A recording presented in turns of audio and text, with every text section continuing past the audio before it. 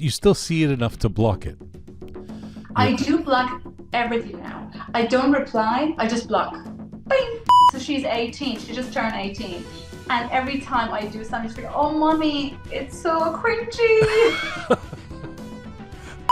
And I couldn't have that show anymore. I couldn't have that show like saying, let's dance, let's do it.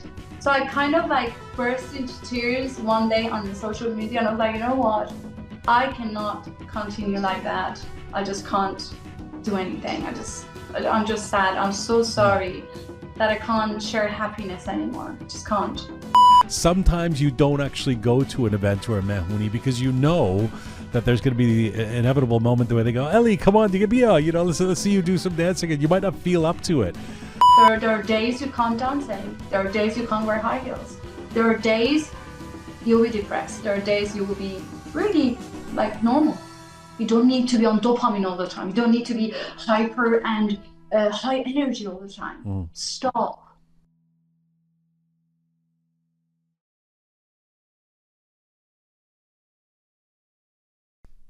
Well, hi there. Welcome to episode 389 of Roqe. I'm Jian. When the left marches with the mullahs, remember 1979. Here's a little note for those protesters carrying loving photos of the Islamic Republic regime leadership in cities across the West. The mullahs are not your friends. File this one away for a reflection day. If you ever wonder whether there's a precedent, a playbook for left-wing activists cozying up to Islamists and how that romance might end, there is a case study, and it wasn't all that long ago. When the left marches with the mullahs, remember 1979. Now hold up, here's a quick disclaimer. This is not an anti-left screed. This is not about all progressives. This is aimed at those apologists carrying water for Yaghmaei and his breed. Some basic words about some common sense that we badly need. Remember 1979. Sounds strange, almost absurd, doesn't it? Progressives and theocrats, socialists and zealots, the far left in the West today, shoulder to shoulder with Islamist forces, chanting the same slogans, waving the same flags, strange bedfellows in the streets of London and Paris and Toronto and New York, bound not by shared values, but by shared enemies. And yet, before anyone imagines this is some novel or clever development, history has already handed us the outcome, and it is written in the blood of Iranians. When the left marches with the mullahs, remember 1979. Back then, the coalition believed itself unstoppable. Students, workers, liberals, communists, all demanding big change, all convinced the Shah had to go, and at their side, the clerics, whispering promises of equality and freedom. Shoulder to shoulder they marched, shoulder to shoulder they toppled the monarchy, and for a fleeting moment some foolishly dreamed democracy was within reach. But then came the murderous consolidation. The Islamists did not just step forward, they brutally seized control. They imposed theocracy. They crushed dissent. They executed rivals. And the very leftists who had shouted the loudest in the streets, the students, the activists, the idealists, were among the first to be silenced, terminally. Oh, they had marched with the mullahs, but they did not survive them. When the left marches with the mullahs, remember 1979. This is not theory, it's not speculation, it's history. And yet today, in Western capitals, we see activists who would never tolerate a morality police at home defending those who enforce it abroad. We see progressives who claim to champion women's rights or LGBT liberation aligning with a regime that stones women and executes gays. We see the cosplaying champions of democracy standing beside those who would crush it. The irony is rich, but the danger is real, because the lesson of 1979 is simple and it's devastating. When religious fundamentalism takes power, the left usually falls first. Temporary alliances do not end in liberation, they end in betrayal. Partnerships of convenience do not end in equality, they end in execution. So let us be clear. If you want to know how this story ends, if you want to see the fate of those who think they can outwit zealots, look to Tehran 46 years ago. The warning is there, etched in memory, written in graves. When the left marches with the mullahs, remember 1979. It's September 18, 2025. This is Roqe.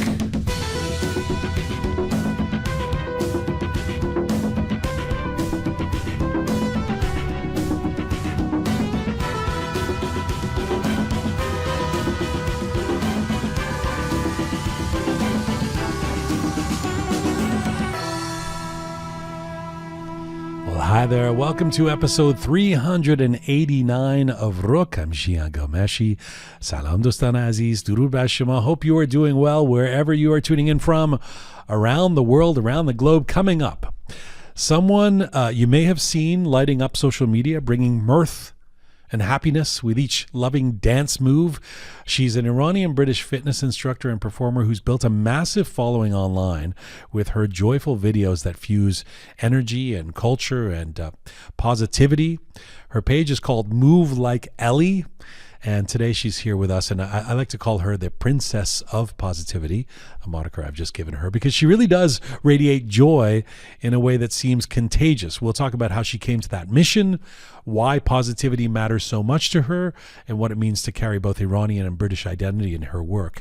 That's all ahead. Ellie from Move Like Ellie joining us from London in just a little bit, but first, a little word about a big event set to arrive. A little word about Roqe Live 5.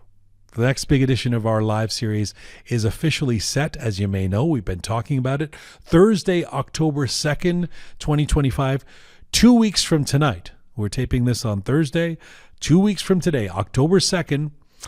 This time it's happening at a brand new, larger venue. It's the Richmond Hill Center for the Performing Arts, just north of Toronto. We're thrilled to announce that this year's Roqe Media Icon Award will go to one of the greats, the legendary Iranian-Canadian guitar virtuoso Babak Amini. He will be on stage. Hopefully he'll be performing as well. The lineup joining us as well on stage, Shally Zomorodi, a beloved TV personality and anchor. I'm so thrilled she's coming in for this. Namito, the internationally acclaimed DJ and music producer. He's super hot right now. We love Namito. He'll be joining us for an interview on stage at Roqe Live 5. Kaveh Yaghmaei with his full rock band, the legendary musician and son of Yaghmaei. He's performing. The award-winning hip-hop dancer and choreographer Navid Rezvani. This is Navid's first time coming to North America. I couldn't be happier to have him as part of this bill. The guy's remarkable. If you've seen his videos online, wait till we see him in person at Roqe Live 5. Dr. Mahshad Kolahdouzan, she's the brilliant neuroscientist and social media star. Thrilled she's part of the bill. And Rubina, she's from Vancouver. She's a rising singer-songwriter. She's performing live. She's actually going to perform, am I allowed to say this? I think I'm allowed to say it. She's going to perform a song she's just dropped called Tehran, a song she's just released. A beautiful song. I think the video for this song comes out today or tomorrow. Rubina, remarkable young artist. Thrilled to have her as part of Roqe Live 5. Plus, if that wasn't enough, we've just, in the last couple of days, announced appearances by DJ Al, who will be joining us on stage, and our friend, the brilliantly funny guy, Navid Agha, also as part of our bill. Tickets officially went on sale 2 or 3 weeks ago. We're pretty much sold out already on the main floor. So as of today, actually as of the last few days, we've opened the balcony.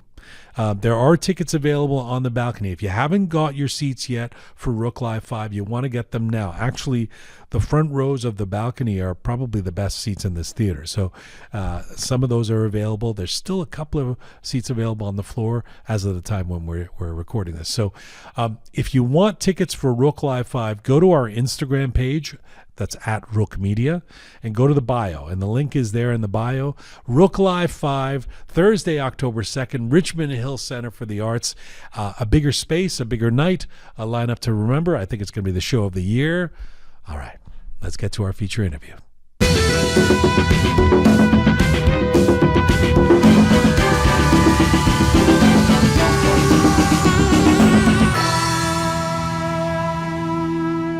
All right, here we go. For my feature guest, let me introduce you to someone I like to call the Princess of Positivity. You may know her from her massive social media presence and popularity. She's become a beacon of energy and joy for Iranians around the world and for so many beyond. And if you don't know her yet, well, you may just emerge from this conversation hoping to move like Ellie, because Elham Mahrooz, or as we better know her, Ellie, and her dance has always been more than movement. It is joy, it is medicine, it is identity. It's you might say, a radical act of self-expression, defiance, healing. She's become known for her infectious smile, her vibrant digital presence, and her mission to spread energy and confidence to the global community, particularly for and to Iranians who have faced so much repression and heartache and heartbreak. But with all of that joy comes complexity too. The pressure of always being on, the duality of being Iranian and British, the responsibility she feels to a diaspora who sees her as a cultural bridge. She's an Iranian-British performer, creator, physical trainer, health coach who has made a mark by fusing Iranian dance with contemporary culture and turning her own life story into a platform for others to find strength. And right now, Elham Mahrooz from the popular Instagram channel Move Like Ellie joins me from London, England. Hello. Hi, Jian. How's it going? It's going great. I'm so happy to have you. You know, the deal was that you were going to come to be part of our live show in Toronto, but you somehow refused. So we have to do it this way. You in London. I would have loved to be there. You know, I had few events to attend, and also I told you next time it's live, I will be there. The last time I saw you was in London last year, and you and I were dancing in a park to Kamyar. It is infectious. How do you feel about your new moniker, your new title, the Princess of Positivity? To be honest, I had blushed now. So much compliment from you and your team. It's so lovely of you. Thank you so much for all those compliments. I've never heard that before. Can you repeat that again so I can remember? the princess of positivity. I also had the mother of mirth, but I like the Princess of Positivity. I mean, it's quite amazing the sort of footprint that you now have in digital media. And to get a little serious, you know, in terms of the amount of people who follow you, who reach you. I know the power of you because when we put up that video together, it was just like, I mean, insanity. I mean, I don't think there's nobody that goes viral the way that you do that I can think of. I mean, even amongst the influencers, it's quite a remarkable thing. When you first started making videos from your home, this is during COVID, because you were a physical trainer. You were a trainer who couldn't work in the gym because everything was shut down, as we know. And you think, okay, well, I'll start doing stuff online, and you start doing some dancing. You barely have a following. Did you have any idea that a few short years later you would be this global viral dancing sensation? You make me so embarrassed, Jian. To be fair, not at all. I had no idea. I had no plan, no goals. So yeah, I had only a few friends on Instagram, and they were like, Ellie, why don't you just do your fitness and Zumba on Instagram instead of Zoom? And I was like, no, I'm not into social media. I can't be bothered. And who's going to watch me? You know, I had no plans. And then with my friends just keep telling me you should do it. And that time, Jian, many people started social media.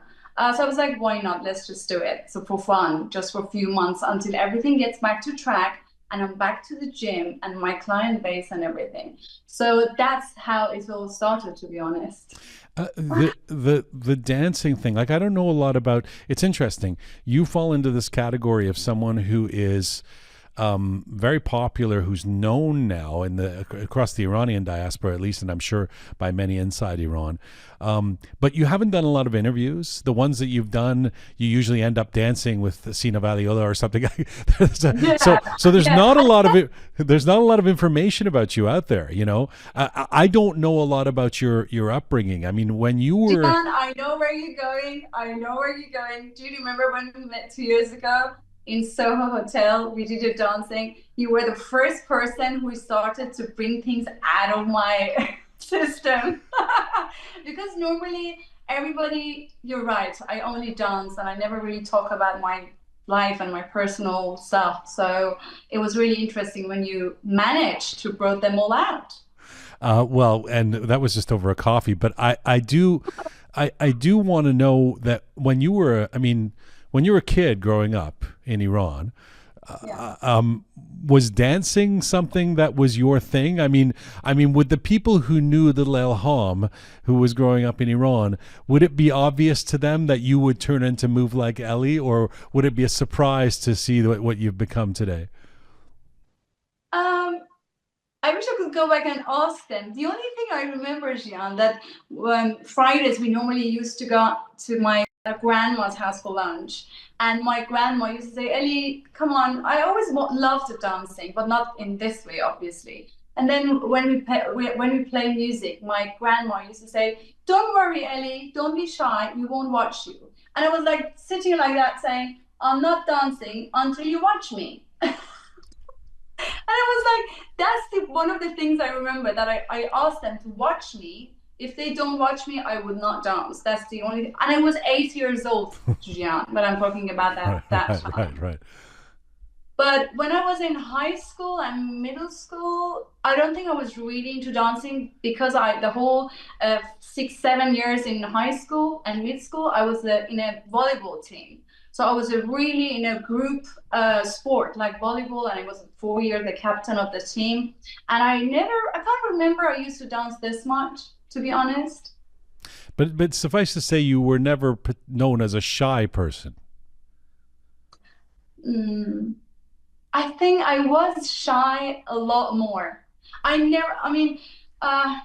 have to say, probably not as much as now, that I love to be like a showgirl. I become a showgirl, and I actually enjoy it. You're okay with that? You're okay with that moniker? You're Ellie the showgirl. That's okay. Yeah, I don't know, but I think, if it wasn't for COVID probably, and my background of Zumba and personal training on Zoom, probably one of my dreams, Jian, was singing. So probably I wanted to be a singer when I was younger. And I remember I was having the fake microphone, and was like in front of the mirror. I was singing and dancing. And singing was a big thing in my dreams. So I was like, I am going to sing. I'm going to become a singer. I never took it seriously, but I never thought I would be someone who known as a dancer. I mean, does it feel like real life to you now, or does it feel like, because it's hard to tell with you because you're so good at bringing the positivity, whether you're actually having fun? I mean, whether this is like just something that is like a super fun journey for you, or whether, I mean, it'd be fair to say this has become a kind of business, so it is a business for you. So where does it fall in terms of your passion right now? I love every second of it. You know what, Jian? One of the things really make me excited is just to get ready to start dancing on social media. And I think one of the reasons is the feedback that I've been getting from people who are kindly following me last few years. And the first thing comes to my messages or on my DMs is like, not my dancing. It's, Ellie, when we watch you, we smile. When we watch you, we kind of feel like we're starting our day, and thank you for that. So because of most of the feedbacks were like energy or vibe or happiness, it's kind of becoming part of me, that I feel like my mission is being there and spread this vibe that people kind of thinking that I'm giving it to them. And I don't think it's particularly the way I dance. I think it's because I love dancing, and I find out that dancing is the way that I can express and spread that love and passion and like energy, that it comes to me when I dance. No, it's fair to say, some people would say this and it would sound like hyperbole about some people, but in your case, it is fair to say that you have an infectious personality, that your smile, your energy is infectious. People like that, and so and it makes sense that your mission is mirth, is positivity. I mean, it may seem like an obvious question, but why do you believe that positivity is so important? Probably with my experience. Obviously, I'm as a health coach, so we obviously understand the effect of positivity. But people think positivity is something that you have to, like, okay, I'm happy because I have money. For example, I'm just giving an example. I'm happy because I have a job. Do people think that happiness is coming if I have this, this, this, this? And that's kind of part of it is true, because that makes your life probably much easier. But in terms of inside, it depends how you look at life, Jian. Even when I don't dance, and there are many days that I'm really my mood is really rainy, and I don't really used to show it on Instagram. But this year I've been doing it because I just feel like I don't want people to think that I'm always happy because I'm dancing. But when I'm sad, I love to dance. And the positivity is something that it you know what it feels like. You know when you brush your teeth and you kind of like automatically before you sleep you go and brush your teeth and it comes automatic. And I think positivity and practicing to be positive, it is a practice, and you need to keep doing it even when it's hard.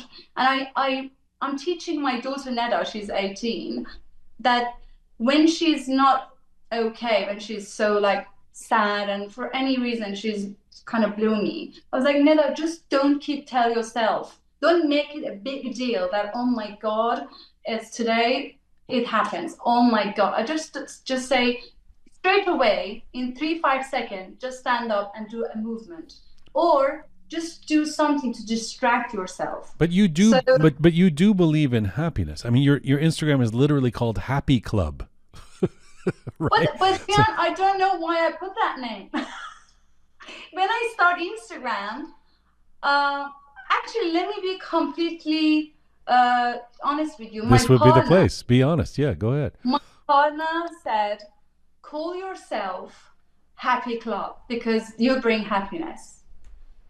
So that was the first sentence that he gave it to me 5 years ago when I wanted to find a name for my Instagram. That was him. He said, I think you should put Happy Club. I said, why do you have to put Happy Club? People's going to laugh at me thinking, oh, she's always happy. And then he said, no, but you bring happiness. You bring that vibe. I think people need to know that you are all about positivity and happiness. But I don't think, Jian, necessarily it means I'm always happy. Well, but nobody's always happy. And to be honest, I really find it difficult to express how and why this is a mission for me. I don't know. I think it's becoming part of me. Oh, I don't know.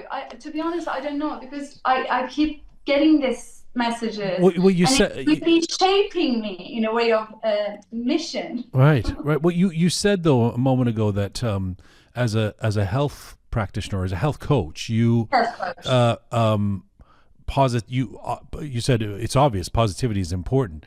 Actually, I don't necessarily know why. I mean, in terms of health and physical fitness, of course, I assume that a positive mindset is good for us and makes us run faster in the gym or something like that. But tell me why positivity from a health coach standpoint is something that you believe in. Why positivity is important. As a health coach, I think if I have a coach, let me give you an example. If I have a coach and I'm practicing with them twice a week, I really want to change. I want to change. So if I have a teacher, you need to have a coach that builds you up. So when I talk about builds you up, it's not just about positivity, because positivity can come after certain things. Like you talk to someone, you all of a sudden you're like, oh my God, I feel better. That one thing, oh, actually, I feel better. Or I don't know, there's a vibe here, there's an energy here that just feel like something just changed me all of a sudden. And all of that is bringing happiness and positivity to you. So as a health coach, I think when somebody comes to see me, my first mission is when she finishes the telephone call, I really want her to say, oh my God, I feel different. I feel better. I feel more positive. But sometimes we don't know exactly what that positive thing is. And I think to me, it's that energy, it's that confidence that you give to someone. It's just the comfort zone you give to someone. Or do you know what I mean? And again, I mean, this might be, it's probably a dumb question, but does being positive make you less sick, for example? I mean, does your health necessarily improve if you're, I think I've heard that that's the case. I mean, that studies show that if you're a happy person, you live longer or something like that. But is that the case in your experience? That's definitely the case. But Jian, the problem people have and they are confused is happiness and how to make yourself happy. Because everybody thinks, if I have this, I will be happy. Like positivity. Why positivity make you mentally and physically feel better? Because when you wake up in the morning, it's life. We have so many things coming to our way. But I think positivity comes first with how you look at life, your perspective. Whether you look at the bad side of life, the bad news, all of that, and make them a big thing for you, or just say, "Oh, it's a bad day today. Let me do exercise. It's a bad news today. Let me just go and have a nice coffee and walk in the nature." It depends how you change those little things in a day, and those are positivity. Those are the things you bring positivity to your life by doing things. And those doing little things step by step, it's going to become a habit, and those habits are going to bring you happiness. I think your journey is probably instructive here. You said a moment ago, or at the beginning of our conversation, that back to that beginning of COVID and you having just come back from Iran and the passing of your father, you said you were you said I was a lost soul. I was. What do you mean by that? I think that time, Jian, so many things happened to me. So first of all, my landlord wanted to sell a flat and I couldn't find a flat. The gym I was working for 10 years were bankrupt. So I was literally finished with that place that I had so much memories and all my clients were there. And then my dad was really ill. So, it was that moment of life that everything went wrong. Right. And I was pushing it. I was trying to find a flat, trying to find different gym. Nothing was working. Nothing was happening. And I was literally going deep and deep every day thinking, what a bad luck. Why nothing is going wrong, right? And I was calling that, oh my God, what a luck. What happened? And so when everything was going wrong, the news came from Iran that my dad is really ill. They didn't know it's COVID yet. And I was like, you know what? This is the moment. I'm going to leave everything. I leave my work because they were getting bankrupt anyway. My landlord was kind of kicking me out. I was like, you know what? Get your flat. I had Neda, and then I flew to Iran. So with my daughter, she was in school. So I was mentally so all over the place that I couldn't make a decision. I had to leave. So I truly remember the moment. I was like, but Neda is going to school here. Her dad is here. I was divorced anyway, but obviously she was seeing her dad every weekend. And I was like, I was broken in every way. And then I went to Iran. And it's actually really interesting because I want to change the story here, Jian. When I went to Iran, I obviously stayed with my parents and I put Neda in international school. Sorry, just to, how long had you been out of Iran? Like, well, I don't even know. When did you move 9 months. What's that? I'm talking about 2016. That was the decision I made when I went to Iran when my dad had cancer that time. And when did you originally leave Iran? Actually, this is not about COVID. This is 2017. 15 or 16 when I heard my dad had cancer. This is nothing with COVID. And when did you originally leave Iran? How old were you when you actually moved to When I England? left Iran, I was 22. I don't know when that was. When I left Iran 2020, sorry, 2005. Ah, so you'd been in the UK for About 20 years ago. right. You've been in the UK for about 10 years, and so there's this No, 20 years. No. I'm saying by 2016 you'd been Oh, in, yes. and there's this pivotal moment where everything's going wrong, and you say, "Well, I'm going to go back to Iran." Go ahead, tell me. So the news that my dad had cancer was the final thing that kicks me, and I was like, you know what, I'm going to leave everything because everything is anyway not working, and then I went to Iran. And what did you find there?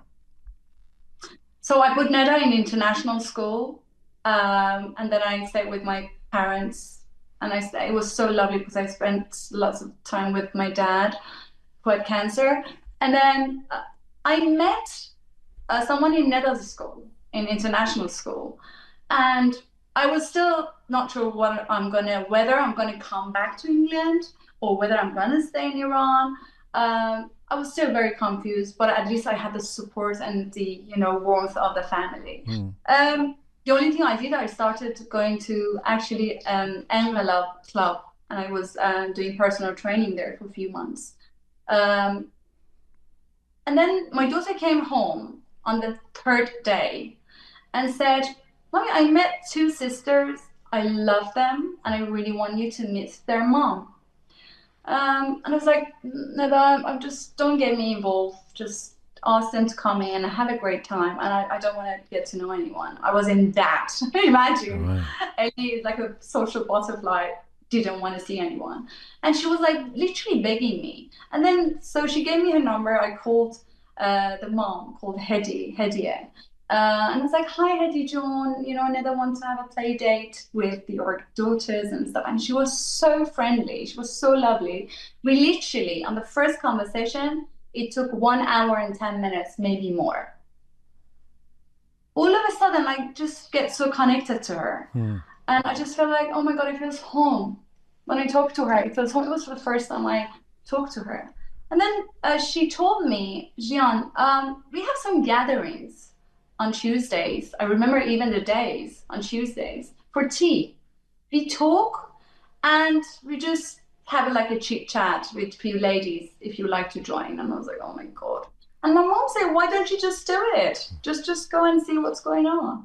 And the first Tuesday I went there and had tea with them, I literally felt like something is changing. I felt like something in this gathering is keeping me there. And those gatherings were so philosophical and spiritual. Something was there. Hedi was the coach. It was kind of like a self-awareness kind of classes, and she didn't want to tell me what it is, but she kind of gathered that I'm not in the right place. This is in Tehran, yeah? It was in Tehran, yeah. I fell in love with those gatherings, and I just kept going. And the classes were getting deeper and deeper.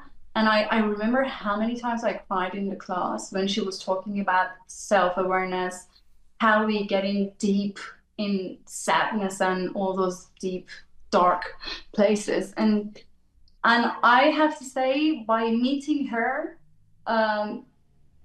I could say I always been in my life a positive girl, but it changed me to a different league. It changed me to a different level. And I was there for 8 months until Neda finishes 1 year of education. And we became best friends, and we became I could say like a soul sisters. And Neda wanted to see her dad more often. So for so many reasons, my dad got better with cancer, and I felt better. I came back mainly for Neda's sake. And Jian, I changed a lot since then, and that's why I got to the whole health coaching, because I wanted to add the things I learned on that 8 months with my health coaching So to teach people we can change. Hmm. Because I never thought people can change. I myself, I change a lot in so many ways. And mm, I just wanted to share that probably with people. And I kind of like brought it to my dancing. And my dancing style changed. My so many things changed in me, Jian. I don't know how to explain it, but it was uh, and sweet to the point. I realized the reason everything went wrong when I was in England the year before, because I had to change. I had to meet Hediye. I had to Hmm. get the news that my dad has cancer. I had to be fed up with England. I had to leave, even though my dad's daughter was here in education. I had to go. Something was calling me, something was inviting me to go and meet Hedi and get to those classes and change. Can I just say, as a sidebar, we so often talk about, of course, because of the nature of the way things are going down in Iran, the negatives of Iran. We talk about, whether it's about human rights or whether it's about the economy there now or the lack of water or whatever.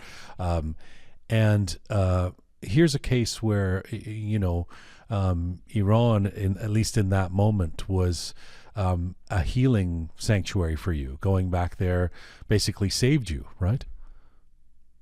Yeah, Yeah. 100%. And are you still in touch with Hedi? Yeah, I'm actually going to see her in Dubai end of October. I'm going. And what I would love to share that on Instagram as well. what does she make of the way your life has flowered into this global online presence? To be honest, she probably, I will ask her when I go there. I don't think she believes that at the moment in social media, I'm doing loads of dancing. Because we always used to dance when we see each other in the parties and stuff, and she knew I love dancing. But she was saying, Ellie, you just dance. I love to watch. It's just the vibe is just so. It's just so beautiful. Just keep dancing. But I don't think because we got so close when I was really down, and obviously I was not doing much, and I think she thinks my energy has changed, and she can't believe. She always said, Eddie, I can't believe you were such a lazy bum. You're so active now. But I think she met me when I was like, I'm just going to do a few clients and I'm coming back. And we used to party in their house like like family and friends together. But I don't think she ever thought I will become someone who is becoming very disciplined and know what I want. I love what I do. I love the way I do it. I don't think when she sees me, probably she thinks, "Wow, well done, Ellie." What I don't know. I will ask her. It might be completely opposite. you do, you're still a physical trainer, yeah? You're still Yeah. so Personal trainer, yeah. still do personal training, and the move like Ellie, I mean, when you say discipline, at the level that you put content out, this has to be it's a daily job for you, right? Is it? Yeah, because I realize if I want to, Jian, it's becoming, sometimes I feel like, oh my God, I need someone to edit stuff. So I need someone because at the moment I'm doing everything myself. So I'm just have clients in the gym and then I come home. Obviously I have a partner, I have Neda, I have so many other things, stresses coming from, life is stressful. And I kind of feel like, oh my God, I need to have 2, 3 hours doing videos and then editing a dance video. It might look like, oh my gosh, she's dancing, but editing it. So I dance for 3 hours, Jian, and when I edit it, it's only 2 minutes. So editing, Yeah, you're doing of your course, thing, yeah, you're yeah. so successful, so you know exactly what I'm talking about. But I'm still struggling, and but I kind of feel like if you want to take your passion to another level, which is serve people as well as making money, you need to be disciplined. Hmm. Because I started with fun and not knowing where it's going. But now that I know people are following me, they love to learn dancing. They love to kindly watch me and they think I changed their mood.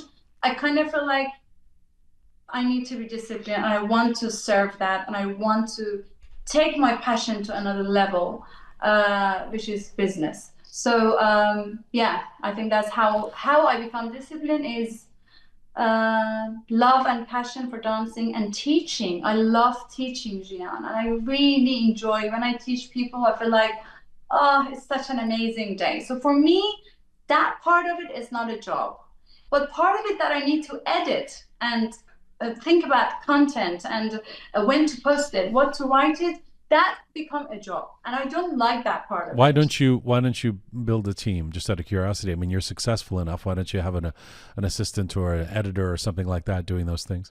It's amazing that you do it all yourself. I'm curious why you don't have somebody work with you. You know probably why. First of all, by a few months ago, I was like, well, when I get to the point that I make money, then I'm gonna get someone to help me. But for example, when somebody asks to help, I kind of feel like, no, actually, I want to do it. So can we do it this way? And I feel like I have to be there with them. Not in a selfish way. No. But because I've been doing it for 5 years, I kind of feel like I know what I'm doing. Do you know what I mean? You do know what you're doing. You clearly know what you're doing. Sorry? You clearly know what you're doing. You do it very successfully. Not, but it's going well. Sometimes, Jian, sometimes not planning. So if somebody asks me, what is your advice? I would say sometimes starting with, because people say, well, we don't know what we want. I was like, I didn't know what I want when I started Instagram. I had no idea where it's going. But because I went with love and enjoyment of what I'm doing, it just slowly went somewhere. And I promise you, sometimes I used to look at people's content saying, oh my God, this girl's got 100K followers. Wow. I mean, how can I possibly do that? When I was started Instagram. And I'm like, wow, they must be some like creatures that, you know, probably, I don't know how they're doing it. And, you know, I never thought I will have viral videos with 30 million views. I never thought. And I want people to know, if you're doing something that you love to do, it's gonna go somewhere. It's gonna go somewhere good. Especially if you have passion for it and you enjoy doing it. And I promise you, the way it's gonna come to you, the people's gonna come towards you because they see what you have in terms of passion and that charisma coming with love of what you're doing. How do you that attracts people? Tell me about managing it at this point. I mean, you can't, if a video goes viral and there's 30 million views, you can't respond to all the comments. I mean, I've seen how hard you seem to work at keeping that engagement, but literally, I mean, you just wouldn't have the time. So how do you negotiate that? When videos go viral, it's really difficult to, you know, reply to every comments. But every day, I'm not joking, every day I have 1.5 hours just messaging, replying to DMs. And I am so like, I have to do it. I have to do it. That's why everything's becoming a bit, because I'm trying to take it to another level. Where is that 1.5 hours? What time of day is that? Lunchtime. Wow. Every day. Every day. Yeah. Every day. Every day. Every day. No stop. No stop. And I think really people are following you, they really appreciate that. If I love someone that I'm following, I would love from time to time they reply to my message. Yeah. I would love that. Obviously, when followers go higher with the numbers, it's much more difficult, but I'm trying my best. And I think one of the things I want to do to put my time more on that side of it are make sure that I have recorded video that people, especially in Iran, can get it and dance with me. That's the place I want to go slowly. And I want to make sure I put more time on that side of it than social media, so I can make that happen. Because Instagram is so difficult to teach every technique. One technique I teach takes another 20 minutes. And to be fair, obviously everyone wants to have lots of view on Instagram. And I realized, Jian, when you put more than 3 minutes, Instagram doesn't show that post to everyone. So that's one of the things I learned. And it has to be around, the best thing is until 30 seconds, but when it comes to tutorial, onto 2 minutes. Other than that, it doesn't show, it doesn't go through. So less than 30 seconds is the best? Yeah. Huh. It's so... Yeah. It's so to state the obvious. It's so superficial. You can't do anything of nuance in 30 seconds or less. But and to be honest, even my partner was like, everyone's, especially TikTok. Even me, when I watch a video, I want to know everything in less than a minute. Yeah. I don't know if you're like that or not. I just want to know everything less than 1 minute. Let me ask you though, if you were to be Roqe here, I mean, if you were to be honest. Having built this amazing public platform, do you also ever feel trapped by it? I mean, have you put yourself in a kind of box where, especially as it's all fine and well for me to call you the princess of positivity and for this to be this amazing mission that you're on, but I mean, then there's an expectation, right? There's an expectation that people are tuning in to your channel, not expecting gamgeen or something like, you to be talking politics, or you to be upset, or you to be complaining. And that's kind of a weight on your shoulders, because no one is happy all the time. No one can always 24/7 feel like dancing. So tell me about that pressure that then becomes your life. Probably the first, until 2 years ago, I think my policy on Instagram was like, if I'm not happy or not in a high energy mood, I am not coming to Instagram.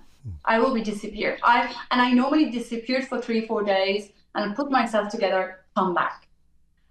And I think after probably Mahsa Amini 2 years ago, I went so down for 6 months. I don't want to get into that sort of things, but it really depressed me, like many of us. And I couldn't have that show anymore. I couldn't have that show like saying, let's dance, let's do it. So I kind of like burst into tears one day on social media, and I was like, you know what? I cannot continue like that. I just can't do anything. I'm just sad. I'm so sorry that I can't share happiness anymore. I just can't. And that moment that I shared my sadness with everyone, it was an amazing moment, Jian. I learned to be vulnerable. I literally learned for the first time in my life that I can be vulnerable. I can cry. I can just tell people I'm sad. I need help. That was one of the things I learned through my social media, and I'm truly grateful for that. Grateful to my followers that I don't know why, but I just kind of like, for 3-4 months after that, 6 months, I couldn't do anything. So I was coming with yoga exercises, I was coming with breathing exercises. So I changed my content a bit. So all my dance was very slow, kind of a stretchy, and that taught me to be vulnerable. And that's since then, when I'm sad, I come and share with my followers, just saying, oh, today this happened, I can't believe it. And I learned to share not only happiness.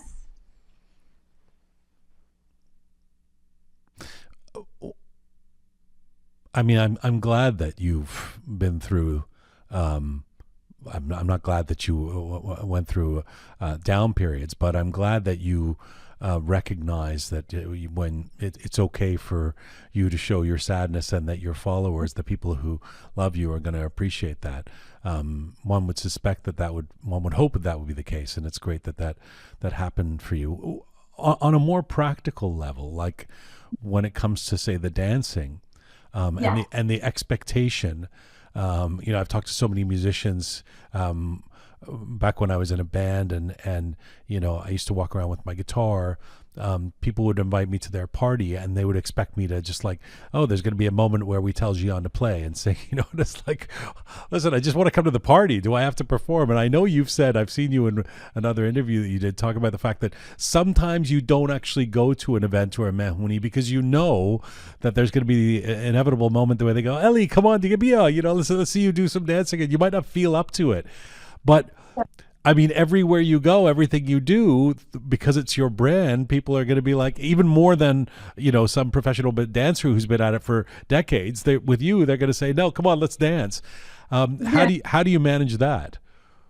I think I used to dance all the way through in the parties. And even when it was private, everyone was like, oh, come on, Ellie, don't be ridiculous. Come on, we're dancing. And then I think it gets to a point that I was not enjoying to be in the party anymore.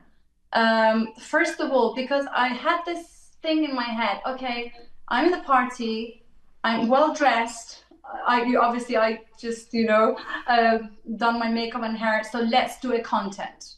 It's the best time to do a content because I'm in the mood, I'm dancing, and that's it, let's do it. And that was becoming like a business. Okay, I'm going to a party, I need to have a content. So that was a pressure itself. Yeah. That's first. The second, obviously, the expectations that in the beginning, everyone was like, oh, Ellie's coming, we're gonna dance.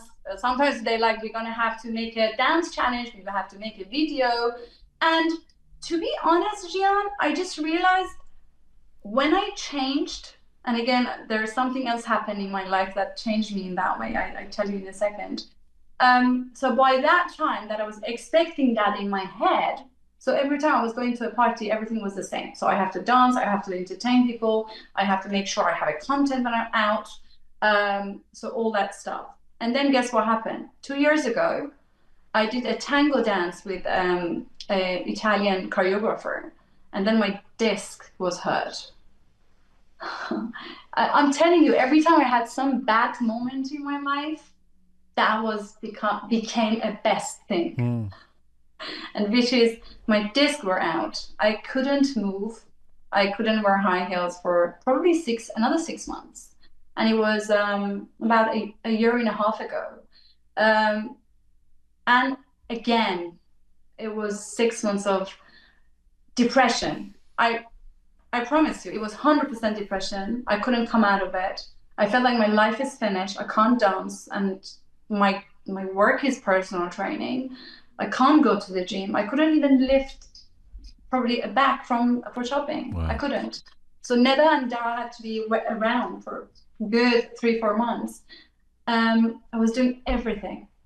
I don't know how much money I spent on physiotherapy, chiropractor, MRI, many things. And I was like, I have to get back. I have to get back to dancing. Otherwise, I'm going to die.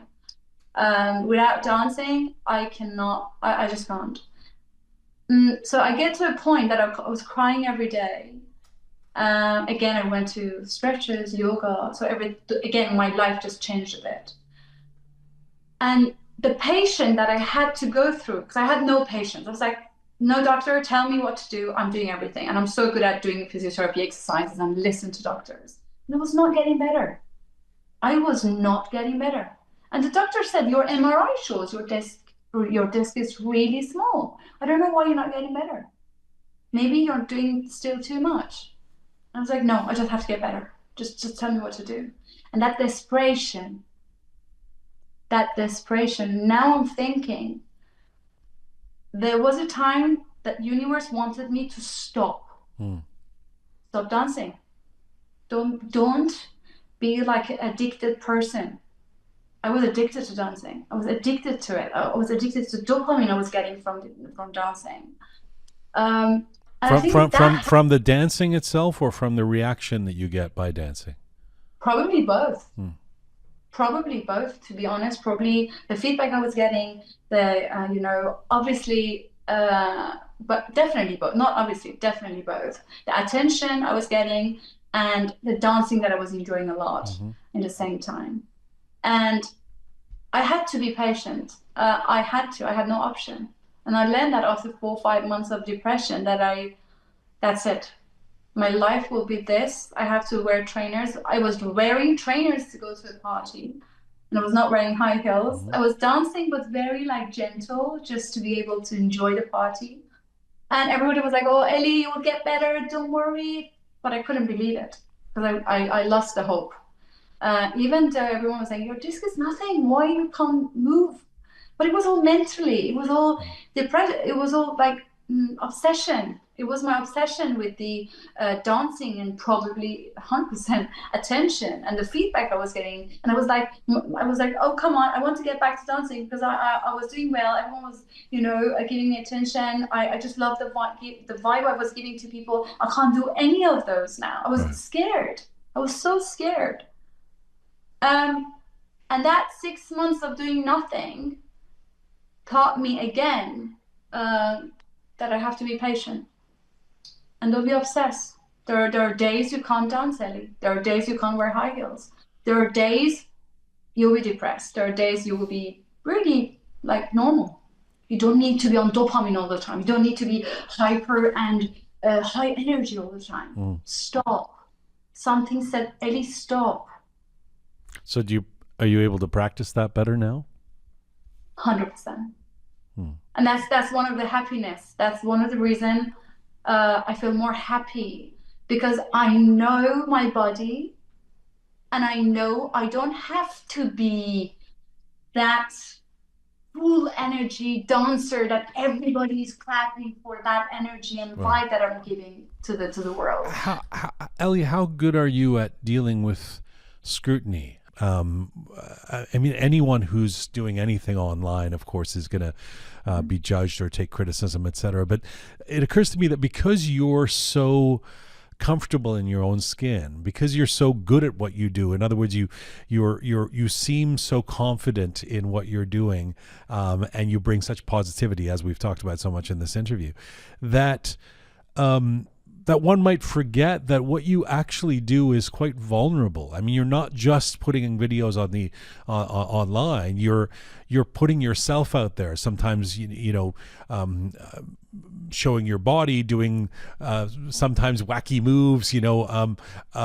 Really kind of constantly putting yourself for the world to look at. And for the most part, I mean, by a long shot, all the reaction I see is people sending you hearts, and you have so many fans and you have so many followers and people who adore what you do. But inevitably, you must get criticism as well.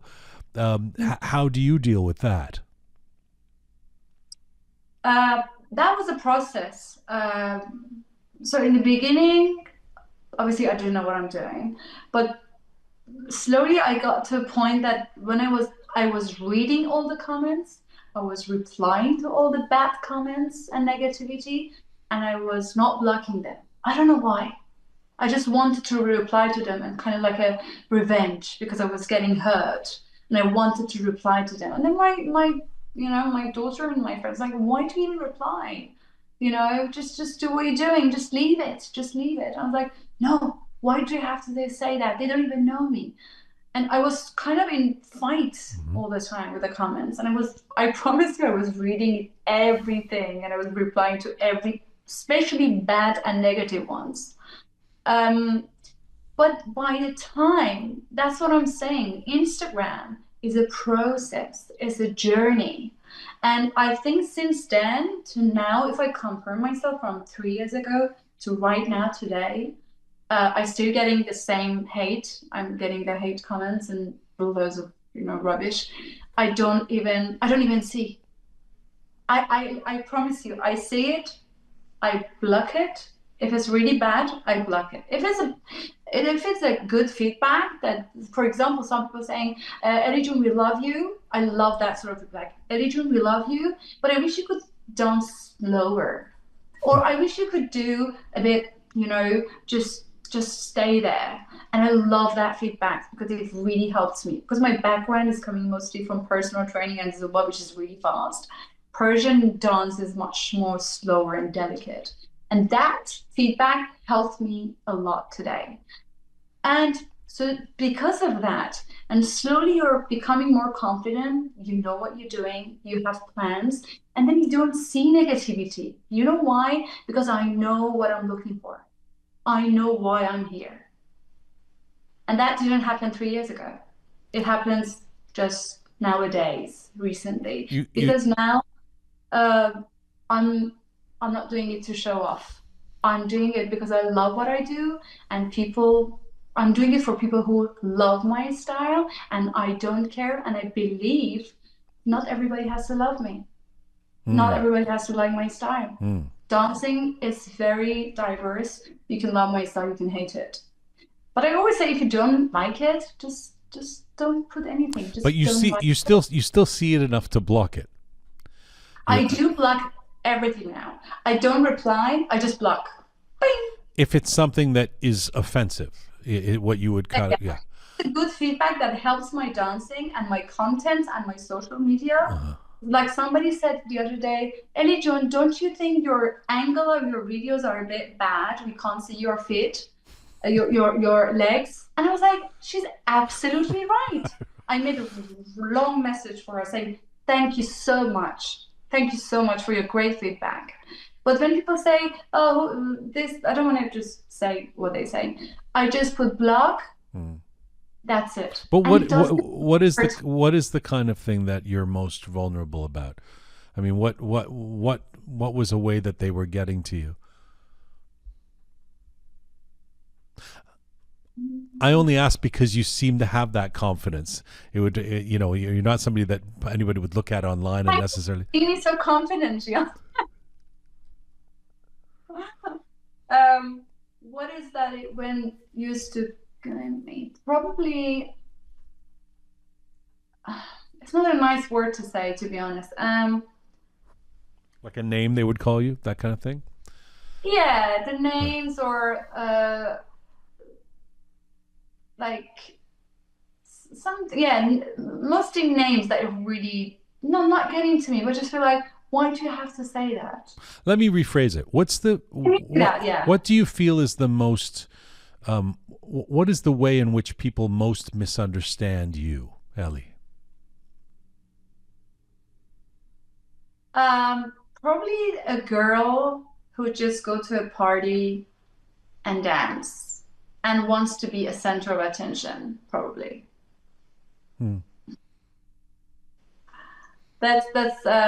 I get that a lot, which I don't care anymore, to be honest, with Jian, because just I know what I'm doing, and I don't do it for showing off. I just love it the way I do it. Because I think one of the reasons is Jian, because I have so much expression on my face, and I can't help it. So when I Yeah. dance, even in a normal dance, I just when I get to that my own world of dancing, I don't see anyone. I just don't feel like there are many people there. I just go into that You vibe. know, And I have you said it earlier in the interview, and it hadn't occurred to me this way before. But it really isn't just about. It's not your dancing. It's you. It's the way. It's your face, the expressions, what you're doing, combined with the dancing. You know, it's your personality. It's your character that really comes through. Um, let me ask you a little bit about being Iranian and being British, because you're an interesting juxtaposition. You've been in the UK for 20 years. Your partner is British, right? He's not Iranian. my ex-husband were Iranian and my partner is English. English, right? Yeah. So you're in some ways you're immersed in the English world, and yet your decision to especially when it comes to the dancing, it's decidedly a nod to Persian culture. It's decidedly a nod to your own memories, to our collective sort of culture that you have become a kind of ambassador of. Is that part of the mission, to bring Persian culture, Iranian dance, that type of thing to an audience around the world? Mm, That was not my mission.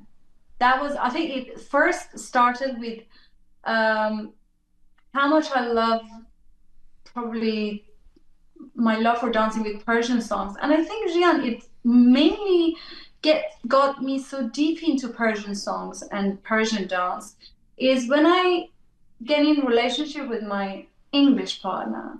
I felt maybe because I felt like I want to speak Farsi. Do you know what I mean? I was missing something because I was mainly like watching English films, and I'm still doing it. And my daughter is not listening to Persian song. My partner is not listening to Persian song. I was like, something missing in my life. So I'm speaking English with my partner. I'm speaking mainly English with Neda, and I was like, and I'm so Iranian, and I love talking in Iranian. I love Persian songs and stuff. And I was like, and I think one of the expressions coming from me that people see that where is that coming from? I think is me wanting that in my life. Mm. I just don't want to speak English all the time. I don't want to listen to English songs all the time. And I think one of the reason I'm really into Persian dance and songs could be that. I don't know. How is your partner's Persian coming along? Well, I was so bad at teaching him how to speak. He always say, "Oh, you're rubbish at teaching me Farsi," and I'm really not good. He had few online lessons with someone in Iran, and he just realized, every time he was coming to a party with me, he was like, "Oh my God, it's like 50 of you, and you guys speak so fast. I can't get anything, even though I'm going to Farsi lessons." Right. And to be honest, he's very good at managing himself, even though he's within 50, 60 Iranians every time we go all together. And he's very social. He's very, very social. Is he a dancer? Does he dance with you? He's not a dancer, but he loves dancing. Okay. And he's very like into music and sports. So we have that sort of a lot of things in common. So we both love dancing. Obviously, I'm doing Persian, he's doing English, and we're both into sports like big time. Is he this? He's the same one that you were his physical trainer first. You were his personal trainer, yes, right? That's how we met. And it's hard to tell who's at fault there. Whether it was the trainer hitting on the student, or the student who looked up clearly who the hot trainer was and was like, probably because when he came to the gym, obviously as a self-employed trainer, we have our pictures on the board when you come in to choose. So a customer come in, see a board full of pictures with the details, and out of 25 he chose my picture. Right. Does that say something? Surely you have rules. Surely you have rules about this, dear personal trainer. not cavorting with your clients, your students. Yeah. Our relationship started with friendship. Actually, I never thought I would be going out with one of my clients. To be fair, so we had a good laugh in my session. So he's so funny. And then we slowly got into having coffee after our sessions, and then it all became a friendship and then relationship. It sounds really wonderful. Yeah. You said earlier a couple of times. I mean, before I let you go, and I thank you so much for the time that thanks for having me. I'm enjoying it so much. We've wanted to do this for a while. We have to do this in person. This has to happen in person, but I'll take it for now on Zoom. But before I let you go, you talk a little bit about building this, what you've built, and where you want to go with it. I mean, you're too young to ask about legacy or that kind of thing, or what type of legacy do you want to leave? But where would you ideally, if you couldn't dream of where you're at 5 years ago, now given where you're at, where would you ideally like to take this in the coming years?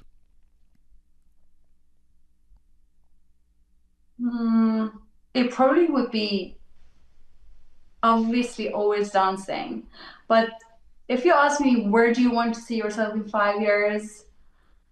I want to dance and sing.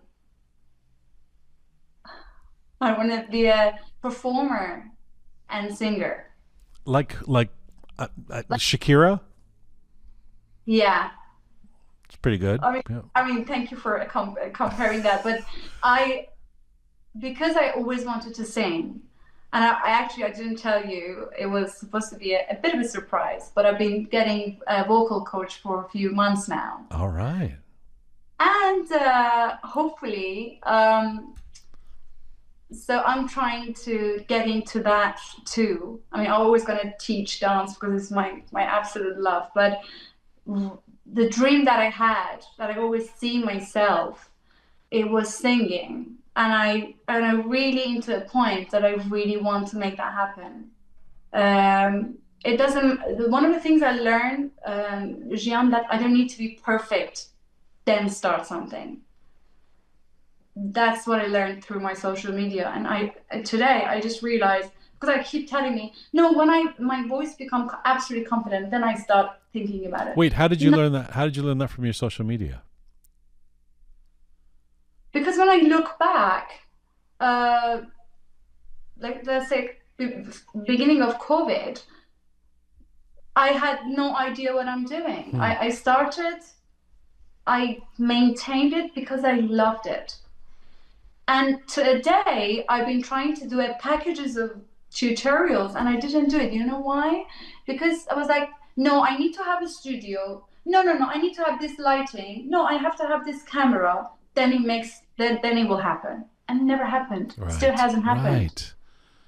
And that taught me, like today, that everybody's saying, come on, Ellie, we want your tutorials. And I started on Instagram actually last few months and I realized how much people would love me to do those packages. So I was like, Ellie, you don't need to be perfect.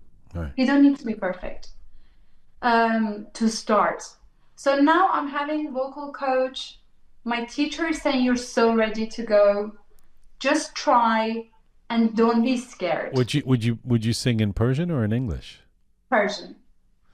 My love is for Persian. Jian, I just want to do it in Persian. I can't wait for that. You need to do a tour, first of all, to get you to North America so we can see you here. Singing songs is a great pretext. I mean, but so many people will want to see you that you'll have a leg up on most musicians who have already been out there for 10, 20 years, you know. I love to, and I think I am into that chapter of my life that I really want to make my dream come true. What does your daughter say about that? She always laughs at my singing. Actually, Jian, she's got an amazing voice. Not that she's my daughter, but she obviously sings in English, but she's just in different league. But every time I sing with my coach, she starts laughing at me. She's like, oh, mommy, don't shout. She's like, I said, wait until I get to the stage and perform, and then you'll be so proud of your mom. But what does she make of, I mean, what's an 18-year-old girl make of her mom being like an influencer? Like, is it cool for her? Or is she like, oh my God, Mom, I can't believe you posted that? You know, what is her? She does it all the time. So she's 18. She just turned 18. And every time I do something, she's like, oh, mommy, it's so cringy. And you're like, honey, I got 500,000 views, Mom.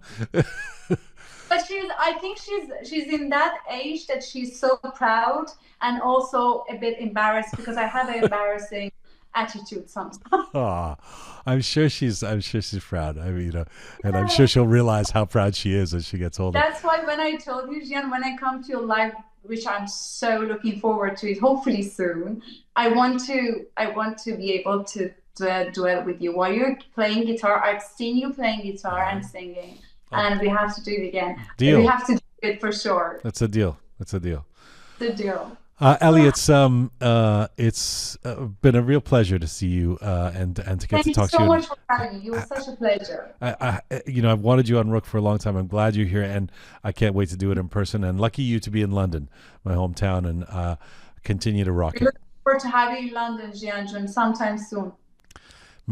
مرسی از شما، مرسی واسه وقتت و خداحافظ عزیزم. قربونت برم. مرسی. بای.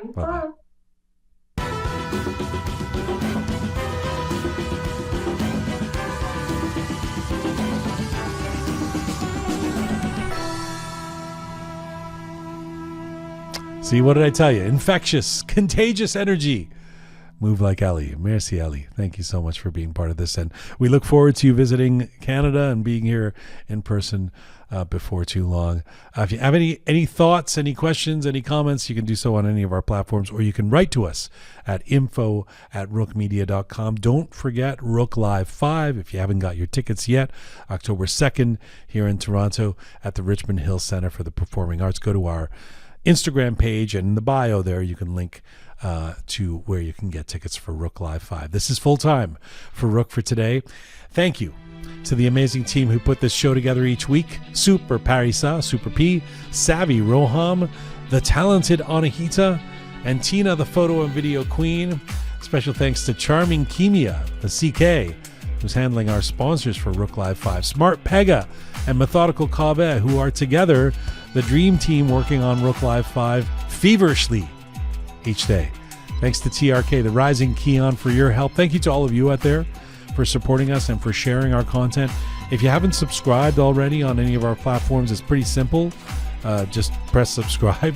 It's free on all of our platforms. You can find us on Instagram at Roqe Media. You should be following us already. If you don't, at Roqe Media. You can find me on Instagram at Jian Gomeshi. And as ever, to be true to you, I say, Mizun Bashi.